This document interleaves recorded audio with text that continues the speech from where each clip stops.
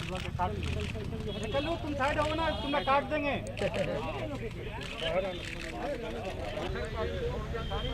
नमस्कार, आप देख रहे हैं न्यूज़ भारतवर्ष और मैं हूं आपके साथ श्रवण राय। बिहार में विधानसभा चुनाव को लेकर बड़ी बैठक निर्वाचन आयोग के इस ऑफिस में की गई, जहां पे कि डिजिटल कॉन्फ्रेंसिंग के जरिए तमाम वो सर्वदलीय बैठक की गई तमाम नेताओं के बीच में। इसके साथ साथ बता दें कि संजय जायसवाल जो कि बीजेपी के प्रदेश अध्यक्ष और आरजेडी के तरफ से जगदानंद सिंह की भी मौजूदगी थी, और इसके साथ अन्य जितने भी घटक दल है वो तमाम दल मौजूद थे, जिसपे कि बिहार में 2020 में किस तरीके से 2020 विधानसभा चुनाव कराई जाए उस पर चर्चा की गई। और इसके साथ ही साथ क्या कुछ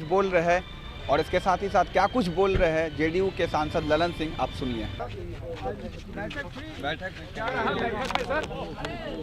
बैठक में चुनाव मुख्य निर्वाचन पदाधिकारी चुनाव प्रचार के संबंध में हर दलों की राय ले रहे थे। हम लोगों ने भी अपनी पार्टी के जनता दल यूनाइटेड की तरफ से अपनी राय दी है। हम लोगों ने चुनाव आयोग से ये कहा है कि चुनाव प्रचार जो है 2 भाग में बांट दीजिए।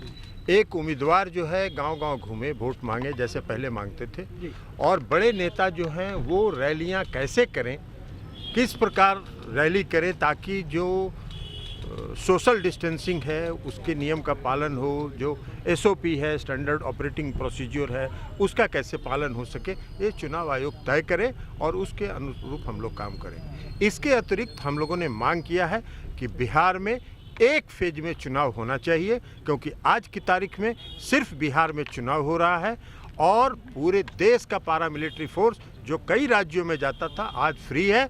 पूरे पैरामिलिट्री फोर्सेस को लगा के एक फेज में चुनाव संपन्न कराइए।